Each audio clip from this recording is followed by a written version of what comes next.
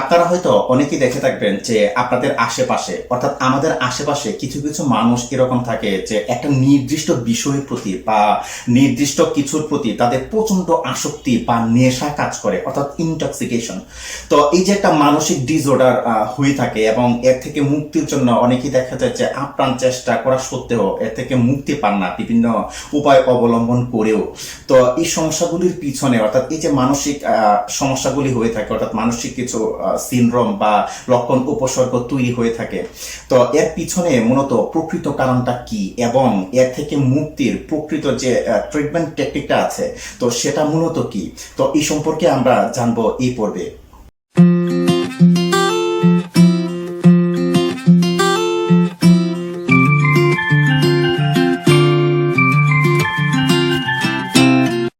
প্রিয় দর্শক, স্বাগত আপনাদের। আমি দেলোয়ার জাহান ইমরান, হোমিওপ্যাথিক ডক্টর এবং প্রাইভেট প্র্যাকটিশনার।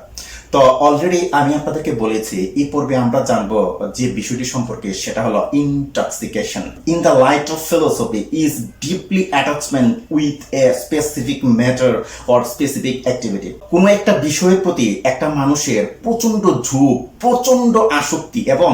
এই যে আসক্তিটা তার তৈরি হচ্ছে এবং এই আসক্তিটা থেকে, এই নেশাটি থেকে মুক্তি পাওয়ার জন্য দেখা যায় যে অনেকেই অনেক চেষ্টা চরিত্র করে থাকেন, কিন্তু দেখা যায় যে তারপরেও তারা কিন্তু এই চেষ্টা চরিত্রতে করছেন, তো এর মাধ্যমে কিন্তু তারা মুক্তি পান না। তো এটা মুক্তি না পাওয়ার পিছনে মূলত কারণটা কি রয়েছে এবং কি কি আসক্তি আমরা দেখে থাকি in the light off philosophy, অর্থাৎ একটা মানুষের জীবন দর্শন যদি আপনি পর্যালোচনা করেন, আপনি দেখবেন যে কিছু কিছু মানুষের মধ্যে কিছু কিছু আসক্তি বা নেশা যে পরিলক্ষিত হয়ে থাকে কিছু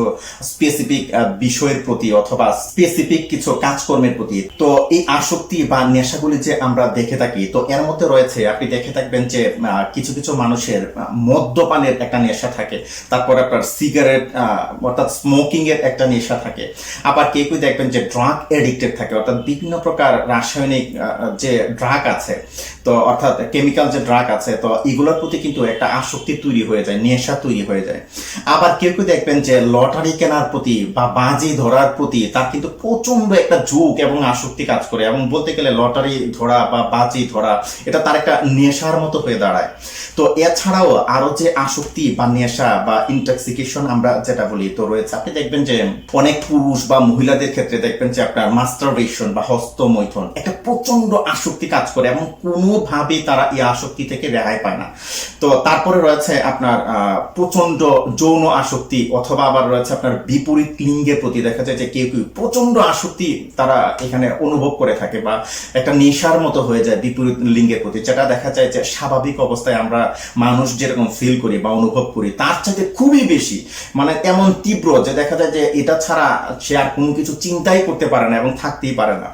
আবার এই যে বিপরীত লিঙ্গের কথা বললাম, আবার দেখবেন যে কেউ কেউ সমলিঙ্গের প্রতি প্রচন্ড আসক্তি বা ঝোঁক কাজ করে, অথবা দেখা যায় যে সমকামিতায় সে আসক্ত হয়ে যায়। এছাড়াও আপনি দেখে থাকবেন যে কেউ কেউ আছে যে এই সকল বিষয় ছাড়াও আপনার বিকৃত যৌনাচারে আসক্ত হয়ে পড়ে। আবার কেউ কেউ দেখবেন যে আপনার টাকা আয় করার প্রতি বা মানি মেকিং এর প্রতি প্রচন্ড আসক্তি বা ঝোঁক কাজ করে, এবং দেখা যায় যে সবকিছুকে ছাপিয়ে অর্থাৎ সবকিছুকে বিসর্জন দিতে সে রাজি থাকে, অর্থাৎ টাকা ইনকামের এত নেশা থাকে। আবার কেউ কেউ আছে এরকমও দেখবেন যে নির্যাতন করে সে খুব আনন্দ পায় এবং কাউকে নির্যাতন করার একটা আসক্তি বা একটা নেশা তার কাজ করে, অথবা কাউকে মারধর করার একটা আসক্তি বা নেশা তার মধ্যে কাজ করে। আবার কেউ কেউ আছে দেখবেন যে অনবরত মানুষকে সন্দেহ করে। তো এছাড়াও বিভিন্ন আসক্তি, বিভিন্ন নেশা কিন্তু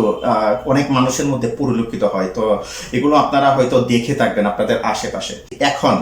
কথা হলো, এই যে আসক্তি বা নেশা বা ইনটক্সিকেশনের কথা আমি আপনাদেরকে বললাম, এগুলোকে অনেকেই দেখা যায় যে তেমন ভাবে পাত্তা দেয় না, মনে করে যে এটা একটা সাধারণ বিষয়, বা অনেকে মনে করেন যে এগুলো থেকে মুক্তির কোনো উপায় নেই, এরকম কিন্তু চিন্তা করে থাকেন। আপনি বহির্বিশ্বে দেখবেন যে ইউরোপ আমেরিকাতে সমকামিতাকে বৈধতা দেওয়া হচ্ছে, কিন্তু এই যে সমকামিতার একটা প্রবণতা বা একটা মেন্টাল ডিসঅর্ডার, দেখা যায় যে তারা এটাকে চিকিৎসা দিয়ে বা ট্রিটমেন্ট ট্রিটমেন্ট দিয়ে যেটাকে ঠিক করবে, তো এটার কোনো ট্রিটমেন্ট বা এটা হচ্ছে ঠিক করার যে একটা ট্রিটমেন্ট টেকনিক, তো সেটা তাদের জানা নেই। কারণ ওইসব দেশে মূলত অ্যালোপ্যাথিক ট্রিটমেন্ট সিস্টেমের প্রতি তারা খুব বেশি আসক্ত থাকে, অর্থাৎ ইনস্ট্যান্টলি কাজ করে ওইরকম চিন্তা করে, ইনস্ট্যান্টলি কাজ করে একটা দেখা যায় যে একটা জোর করে আদায় করা, আমাদের শরীর থেকে তাড়াতাড়ি আদায় করা। তো এই বিষয়গুলির প্রতি তাদের বলতে গেলে প্রচন্ড মনোযোগ থাকে। কিন্তু এর ট্রিটমেন্ট টেকনিকটা মূলত হলো আপনার হোমিওপ্যাথি। ইতিপূর্বে বেশ কিছু ভিডিও আমি তৈরি করেছি যে দুরারোগ্য রোগের চিকিৎসা পদ্ধতি, অর্থাৎ আমরা যে দুরারোগ্য রোগে আক্রান্ত হয়ে থাকি, তো এর পিছনে যে কিছু জেনেটিক ম্যাটেরিয়ালস থাকে, অর্থাৎ আমরা যে ক্রোমোজোমের মাধ্যমে পূর্বপুরুষ থেকে রোগ বিধি পেয়ে থাকি, তো এক একজনের ক্ষেত্রে কিন্তু এক এক রকম দুরারোগ্য রোগের জেনেটিক ম্যাটেরিয়ালস আমরা পেয়ে থাকি। তো যেহেতু আমরা কিছু দুরারোগ্য রোগের জেনেটিক ম্যাটেরিয়ালস পেয়ে থাকি, যখন আমাদের ভাইটাল ফোর্স ডাউন হয়ে যায় কোনো কারণে, অথবা ওই যে জেনেটিক ম্যাটেরিয়ালস গুলো আছে বা প্রো ডিজিজ গুলো আছে আমাদের ডিএনএ তে, তো সেগুলো যখন প্রিডোমিনেন্ট হয়ে যায় বা ডমিনেন্ট হয়, তখন দেখা যায় যে সেগুলো আমাদের শরীরে, শুধু আমাদের শরীরে নয়, আমাদের দেহ মনে বিভিন্ন প্রকার লক্ষণ এবং উপসর্গ তৈরি করে। তো অ্যালোপ্যাথিক ট্রিটমেন্ট সিস্টেমে আপনি দেখবেন যে আমাদের শরীরের দেখা যায় যে এক এক জায়গায় এক এক রকম লক্ষণ তৈরি করছে, সেগুলোকে এক একটা নাম দিয়ে, অর্থাৎ এক একটা রোগের নাম দিয়ে কিন্তু তারা ব্যবসা করছে, অর্থাৎ ট্রিটমেন্ট দিচ্ছে। এখানে দেখা যায় যে একটা সিনড্রোমকে নেওয়া হচ্ছে, আপনার মাথা ব্যথা করছে, তো মাথা ব্যথাকে মাইগ্রেন নাম দিয়ে ট্রিটমেন্ট করছে, অথবা দেখা যায় যে আপনার পেটে ডিসঅর্ডার তৈরি হচ্ছে, ওইখানে হয়তো আপনার ডায়রিয়া, ডিসেন্ট্রি, আইবিএস, আইবিডি ইত্যাদি নাম দিয়ে আপনাকে ট্রিটমেন্ট করছে, অথবা আপনার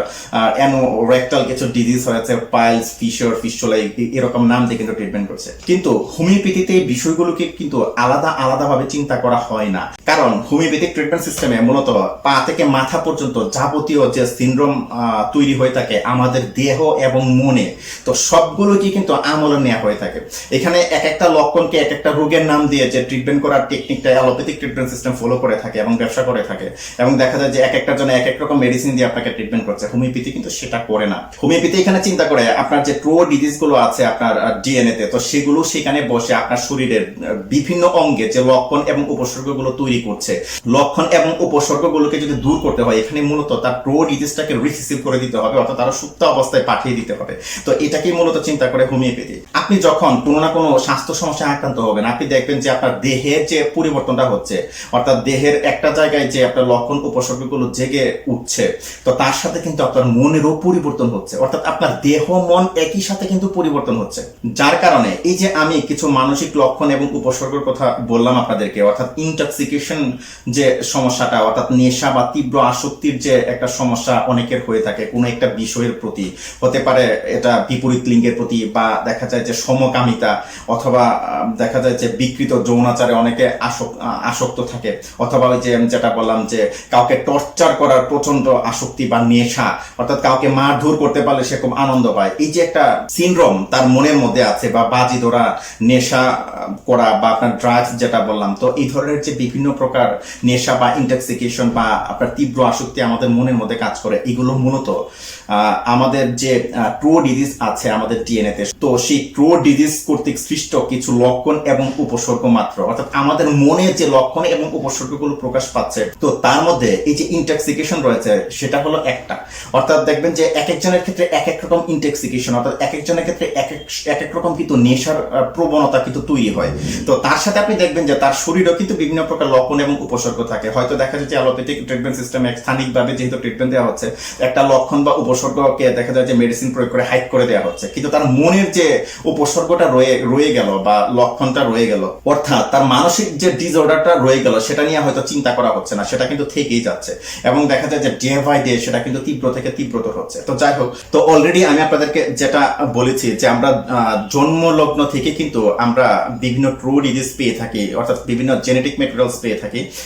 বিভিন্ন রোগ বিধির, যেগুলোকে আমরা ট্রু ডিজিজ বলে থাকি। তো অলরেডি আমি আপনাদেরকে বলেছি যে আমার যে ভিডিওগুলো আছে যে দুরারোগ্য রোগের চিকিৎসা পদ্ধতি, সেই ভিডিওগুলো আপনারা দেখে নেবেন, অথবা ওই যে আর্টিকেল গুলো আছে যেগুলো আমার ওয়েবসাইটে আছে, তো আর্টিকেল গুলো আপনারা সেখান থেকে পড়ে নেবেন। তো এখানে এই যে ইনটক্সিকেশন সমস্যার কথা আমি আপনাদেরকে বললাম, অর্থাৎ কোনো একটা বিষয়ের প্রতি বা কোনো একটা অ্যাক্টিভিটি বা কোনো একটা ম্যাটার, এর প্রতি যে একটা ডিপলি অ্যাটাচমেন্ট, অর্থাৎ একটা প্রচন্ড আসক্তি কাজ করছে, তো এর চিকিৎসা পদ্ধতিটা মূলত কি হতে পারে? তো এর চিকিৎসা পদ্ধতিটা মূলত অন্যান্য ক্ষেত্রে আমরা যে চিকিৎসা দিয়ে থাকি হোমিওপ্যাথিক ট্রিটমেন্ট সিস্টেমে, তো সেটা হলো যে আপনার জেনেটিক ম্যাটেরিয়ালস, অর্থাৎ দুরারোগ্য রোগের যে জেনেটিক ম্যাটেরিয়ালস গুলো আমরা পেয়ে থাকি, তো যখন পেশেন্ট আসে তখন মূলত আমরা তার ফ্যামিলি হিস্ট্রি নিয়ে, তার পিতা মাতা, তার দাদা দাদি, তার নানা নানি, তো তার অথবা তার যে জীবন দর্শন রয়েছে, অর্থাৎ অর্থাৎ ছোটবেলা থেকে এই পর্যন্ত সে কিরকম ছিল বা তার আর্লি লাইফে তার যে ফিলোসফিটা ছিল, জীবন দর্শনটা ছিল, তো এই বিষয়গুলো সম্পর্কে আমরা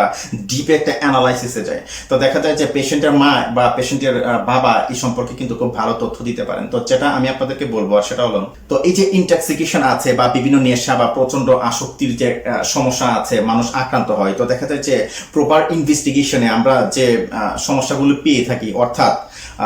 একটা মানুষের, একটা পেশেন্টের, ইন্ডিভিজুয়াল একটা পেশেন্টের শৈশবের জীবন দর্শন থেকে তার ডিএনএতে প্রিডোমিনেন্ট কিছু ট্রু ডিজিজ আমরা পেয়ে থাকি। তো এর মধ্যে যেগুলো আমরা পেয়ে থাকি, তো সেগুলোর মধ্যে রয়েছে আপনার কারো কারো ক্ষেত্রে দেখা যায় যে তারা সোরিক প্রিডোমিনেন্ট থাকে, অর্থাৎ ক্যাজুয়াল ইন্ডিভিজুয়াল। আবার কেউ কেউ আছে আপনার সিভিলিটিক প্রিডোমিনেন্ট থাকে, সেলফিশ ইন্ডিভিজুয়াল। আবার কেউ কেউ থাকে আপনার পিওরেস প্রিডোমিনেন্ট, অর্থাৎ হরিবল ইন্ডিভিজুয়াল। তো এখানে বিষয়টা হলো এই যে আমি বললাম যে সোরিক প্রিডোমিনেন্ট, সিভিলিটিক প্রিডোমিনেন্ট, পিওরেস প্রিডোমিনেন্ট। তো এছাড়াও আরো কিছু না কিছু ট্রু ডিজিজ থাকতে পারে, কারণ কিছু কিছু ক্ষেত্রে দেখা যায় যে আপনি দেখবেন যে কিছু কিছু মানুষের প্রচন্ড রাগ থাকে, তীব্র রাগ থাকে একবার শিশুকাল থেকে। তো তাদের ক্ষেত্রে দেখা যায় যে টিবি, টিডিএস, টিউবারকুলার ডায়াথিসিস বা টিবি জেনেটিক মেটেরিয়ালস প্রিডোমিনেন্ট থাকে তাদের ক্ষেত্রে। তো এরকম আরো কিছু না কিছু থাকতে পারে এছাড়াও। তো সবচেয়ে বেশি আমরা দেখে থাকি আপনার সোরিক, সিফিলিটিক এবং পিআরএস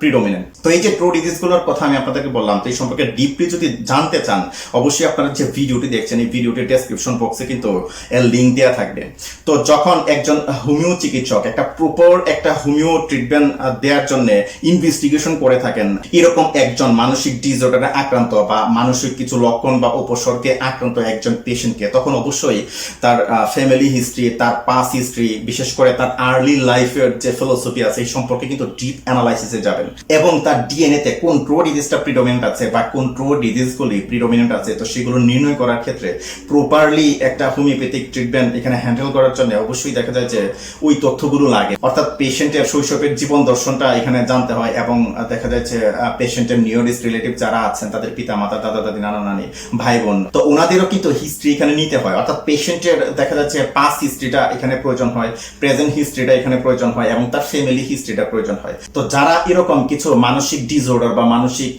লক্ষণ বা উপসর্গে ভুগছেন, বিশেষ করে যেটা আমি বললাম যে ইনটক্সিকেশন, বিভিন্ন প্রকার ড্রাগস, জুয়া বা বাজি ধরার নেশা, লটারি কাটার নেশা, সমকামিতা, তারপরে যেটা বললাম বিকৃত যৌনাচার, তারপর যেটা বললাম যে সমলিঙ্গের প্রতি প্রচন্ড আসক্তি অথবা প্রচন্ড যৌন আসক্তি, দেখা যাচ্ছে এগুলো ছাড়া তারা কোনো কিছু চিন্তা করতে পারে না। অথবা আরো যে বিষয়গুলি বললাম যে টাকা ইনকাম করার প্রচন্ড নেশা, এছাড়া সে আর কোনো কিছুই চিন্তা করতে পারে না। এছাড়া কাউকে টর্চার করার বা নির্যাতন করার নেশা বা প্রবণতা বা আসক্তি। তো এই যে আসক্তিগুলো আছে বা ইনটক্সিকেশন যেগুলোর কথা আমি আপনাদেরকে বললাম, তো এগুলোর ট্রিটমেন্ট নিতে হলে অবশ্যই দক্ষ এবং রেজিস্টার্ড একজন হোমিও চিকিৎসক আগে খুঁজে বের করবেন, তো যিনি মূলত এই বিষয়গুলো বুঝেন এবং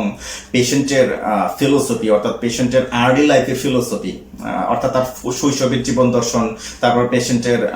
প্রেজেন্ট হিস্ট্রি, তারপর তার ফ্যামিলি হিস্ট্রি, বিষয়গুলো পর্যালোচনা করে একটা প্রপার ট্রিটমেন্ট দিতে পারবেন। এরকম একজন হোমিও চিকিৎসকের তত্ত্বাবধানে যদি আপনারা ট্রিটমেন্ট নেন, তখন দেখবেন যে ধীরে ধীরে এই সমস্যাগুলো কিন্তু কেটে আসবে। তো মেডিসিন প্রয়োগ করার সাথে সাথে হুট করিয়ে ভালো হয়ে যাবেন এরকম চিন্তা কখনোই করবেন না। কারণ আপনি একটা জিনিস অবশ্যই চিন্তা করবেন, এই যে আমি আপনাদেরকে বললাম যে ট্রু ডিজিজ যেগুলো আমরা নিয়ে আসি প্রজন্ম থেকে প্রজন্ম ঘুরে, দেখা যায় যে এগুলো কিন্তু আমাদের মধ্যে আসে। তো আপনি পেয়ে আসছেন আপনার মা বাবা থেকে, তারা পেয়ে আসছে তাদের মা বাবা থেকে। তো এই যে আমরা ট্রু ডিজিজ গুলো পেয়ে থাকি, এগুলো কিন্তু এক একজনের শরীরে এক এক রকম ইন্টেন্সিটি বা এক এক রকম তীব্রতা নিয়ে থাকে। তো যার কারণে দেখা যায় যে এই যে ট্রু ডিজিজ গুলো আছে এগুলোর তীব্রতা ভেদে বা অথবা দেখা যায় কেউ মাল্টিপল ট্রু ডিজিজে আক্রান্ত থাকেন, এগুলো নির্ণয় করে যখন শক্তিকৃত হোমিওপ্যাথিক মেডিসিন প্রয়োগ করা হয় একজন পেশেন্টের উপরে, তো স্টেপ বাই স্টেপ দেখা যায় যে উনি ইমপ্রুভমেন্টের দিকে আগায়। এবং এক সময় দেখা যায় এই সমস্যাগুলো, অর্থাৎ এই যে ইনটক্সিকেশন বা নেশা বা কোনো একটা বিষয়ের প্রতি প্রচন্ড আসক্তি বা কোনো একটা কাজকর্মের প্রতি প্রচন্ড আসক্তি বা নেশা কাজ করে, এটা কিন্তু ধীরে ধীরে দূর হয়ে যায়। তো এর জন্য অবশ্যই আপনার দক্ষ এবং রেজিস্টার্ড একজন হোমিও চিকিৎসক আগে খুঁজে বের করবেন, যিনি বিষয়গুলো বুঝেন এবং সেভাবে আপনাকে হ্যান্ডেল করতে পারবেন। তো আজকে এ পর্যন্তই, ধন্যবাদ।